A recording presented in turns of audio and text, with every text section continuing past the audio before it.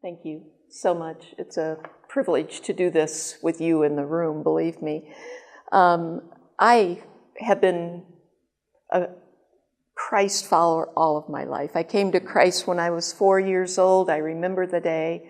Was raised in a home where the Bible was held very high. In fact, I memorized the book of Titus when I was in high school as a gift to my father, who was a great memorizer of Scripture. I know of no person, he was a farmer, that knew the Bible as well as my dad. So I have a wonderful heritage. That doesn't mean that everything was correctly presented. It was a rather strict, conservative, even legalistic kind of church. And so through life, I've had to learn to retain the good and discard what wasn't presented well. And that's a long process, especially when you have to undo some of your thinking. But I never will regret the memorization that we did as a family. And we would memorize chapters as a family and books of the Bible as a family. Always active in the church, but basically in music. That was my niche. And about 10 years into our marriage, we were in the Chicago area. This is in the 1970s, right on the heels of the Cultural Revolution of the 1960s. And because we had started a new church and we were meeting in a shopping mall, we attracted people that would never go into a traditional church building.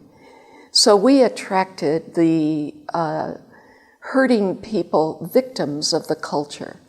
Vietnam was happening at that time. Damaged guys coming home from Vietnam, damaged psychologically. The drug culture had just begun. A lot of people don't realize that before the 60s, we really didn't have a drug culture in our country.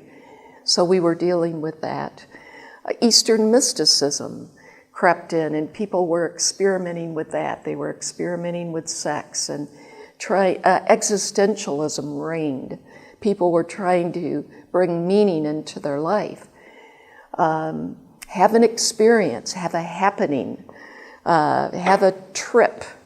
And I know there were bumper stickers that even said, "Trip out with Jesus." That was another trip for some people. So a lot of these people entered our church. And for the first time, since we were both raised in evangelical, Bible-teaching, gospel-preaching churches, we were surrounded by people that had no Christianese. They didn't know how to think Christianly. They were first-generation Christians if they were even in the kingdom. And it seemed like our lives became filled with abnormal people. And because we had no church building, a lot of them were in our home. And our home became Grand Central Station, and they shared meals with us, and we just had a lot of dynamics happen right in our own living room, in our dining room, and in the kitchen. And one day, and I was probably about 29 years old, and a woman who was a little bit younger was standing in the kitchen watching me prepare a meal, and she said to me, "Could I just sort of follow you around?" She says, I didn't have a Christian mom. I don't know what it means to be a Christian woman.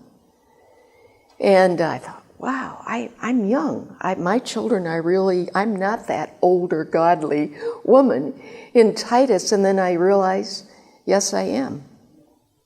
I truly am. And as far as experience with the Lord is concerned, she regarded me as that older woman. And now my responsibility became to teach her life on life. That's really what she was asking for. And I knew I was facing discipleship for the first time in my life. Even though we had been raised in those kinds of churches, no woman had ever come up to me and said, "Could I spend some time with you?" So I had never been discipled. I didn't know what it looked like. But I knew that these people needed intensive care. We couldn't just hand them a Bible and say, we've got a really good Bible study, show up at such and such a time and you'll do fine. They needed more than that. They needed what this woman asked of me. So I thought, what do I do? How do I figure this out? So I went to the Christian bookstore, looked at materials, none of which were satisfactory to me. We were living in the Chicago area, loads of wonderful churches. And I called their offices and said, what are you using in your discipleship programs? And I basically got the same answer. Well, we don't really have a discipleship program, but we've got this and this and this. So I made it up. And the need was so great that limiting myself to just a few women was extremely difficult. But I knew enough that I knew I couldn't start big. I could have started with 15 or 20, but I started with 4 or 5 that I thought had the capability and maturity of grasping what discipleship was and then maybe reproducing it and helping with all of these damaged people in our church. So that's really how a passion of my heart got started, and it is a passion. The Lord took me out of a very comfortable niche that was very natural to my abilities, where I could have stayed the rest of my life in the ministry of the church, and He put me in a very intensely relational kind of ministry that doesn't come naturally for me. I would rather go off in a corner and read a book than just constantly associate with people. And thankfully, in those days, back in the 70s, the emphasis was on relationships. Less structure. The younger people were protesting the establishment. They just basically wanted to know that you love them and that you were going to hang out with them and just have dialogue. Dialogue was the big word back then. Just be willing to dialogue and dialogue about any number of things.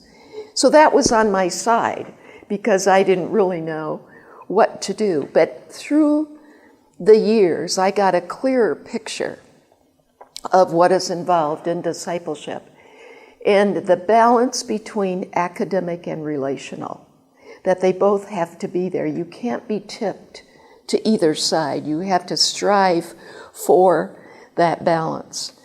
And that doesn't mean that in every session with women you'll find that balance, but the overall goal would be to do that. And when women get together and want you to disciple them, often they will start with something like, I'm having a terrible time with my 2-year-old. Can we talk about child discipline? Or, what is this thing about submission to our husbands? How come that's taught like it is? Can we start there? Because I'm really having trouble with that. And immediately you can get yanked to one side. And I don't want to start any discipleship group on those topics because I don't think they're the essentials. So I learned what the essentials were. And I would say that with the knowledge, and of course being a disciple, being a learner, there has to be knowledge, there has to be input. So starting with the 7 cardinal doctrines of the Christian faith, the existence of God, and that's where I begin every one of my groups, knowing God, and knowing what women's definitions are of God, because we think we have the privilege today of defining God the way we want Him to be. And knowing the transcendent God, who is also eminent and personal, the infinite personal God, and spending time there. And I have found that once people get a better view of God, I don't think we ever come into a full comprehension of who God is, because He really is incomprehensible. A lot of the other issues start taking care of themselves as people really stand in awe of who God is.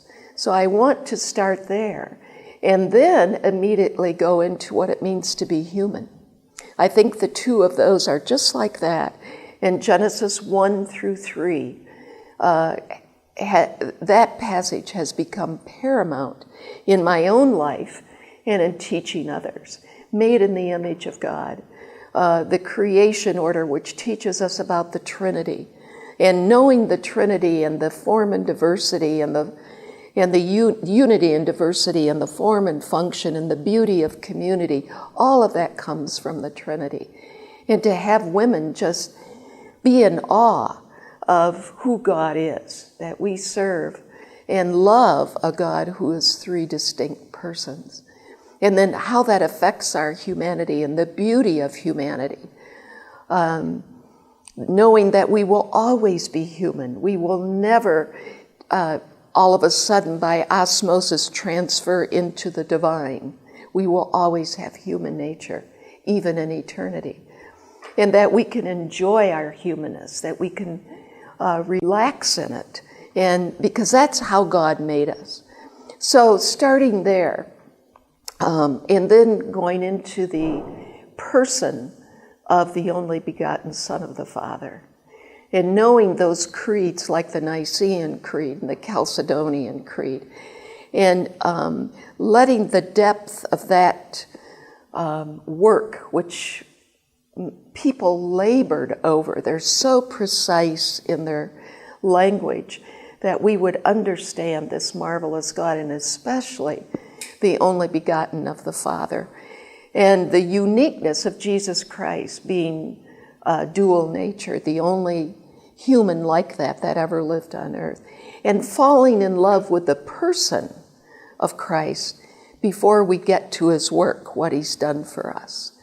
So that's sort of where I begin, and understanding the virgin conception and birth, understanding the blood atonement, a justification by faith, and the resurrection and judgment to come. Those are what I would say are the cardinal doctrines. And I want women not only to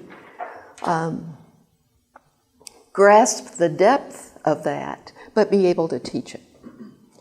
That they can turn around and teach it. And I often say, if you're having lunch somewhere with a friend who is not a believer, and they ask you why you're a Christian and just what you believe, explain the content of your faith.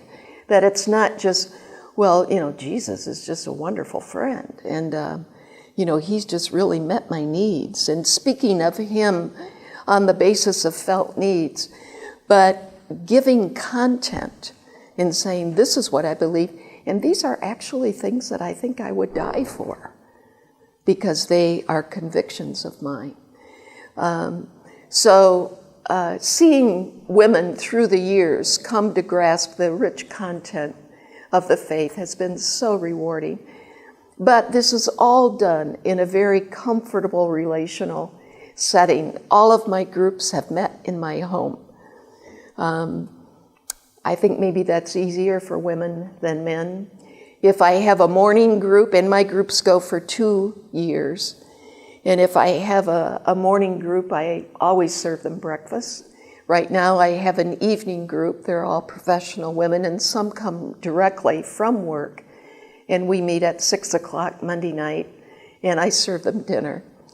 And because I believe so much in the eating together, and we don't allow that to take up the whole evening, but it gives me an opportunity to serve them, to make them feel important. It's time of laughter, of just sharing what happened that week, and all of that is done in a spontaneous nature during meal times. So I guess I'm pretty heavy on theology and bibliology, because I see it providing a very firm foundation for their feet to be planted on. And then as we get into more practical areas like the home, the culture, how do we relate to the culture, even our gifts and calling, that's all built on those opening months of establishing a firm doctrinal foundation. So maintaining that balance is what I have learned in the decades that I have discipled. And I guess along with that, a passion is to truly equip the saints. Like Paul says in Ephesians 4, that he's given these gifts to the church. He's given those offices of pastor, teacher, evangelist, and so forth to the church for the equipping of the saints to do the work of the ministry. And that is a real passion of mine. I want to be an equipper who equips other people. And it even started with us just sitting down one day many years ago and say, what does an equipped person look like? How do you know when somebody's equipped? And we just wrote down several things that would be necessary for a person to then turn around and equip others. But equipping the saints, I believe, is our task. And we can all be involved in that, and in a very delightful way. The other thing that I would say in closing is that I don't think I've ever done anything as gratifying as discipleship. It's not always been easy. You will be disappointed. You'll be let down. You'll get tired. But all of that just pales with the benefits of it, because the teacher always learns it twice. And when you are teaching and when you're studying the Bible, not just for your own sake, but on behalf of others, you grow and grow and grow and grow. And even though I've developed now a curriculum that I can give to others and that I use, I vary it a lot and it changes. I want to always be fresh, to use fresh examples, not just the tried and true, so I become stagnant. But I know a lot of conferences talk about, rekindling your fire, transformation and all of these words. And I would just want to stand up sometime at those conferences and say, if you all were discipling people, we would not even have to talk about this. Because when you disciple people, you really do grow. Because you're constantly studying, you're constantly being creative, you're thinking, you're looking at resources. Can I recommend this? And you're the one that benefits the most from it. So you can't beat it. And I think the Lord's plan was plan A. It's the best plan. And we should not ignore it, but we should just be obedient and do what he told us to do.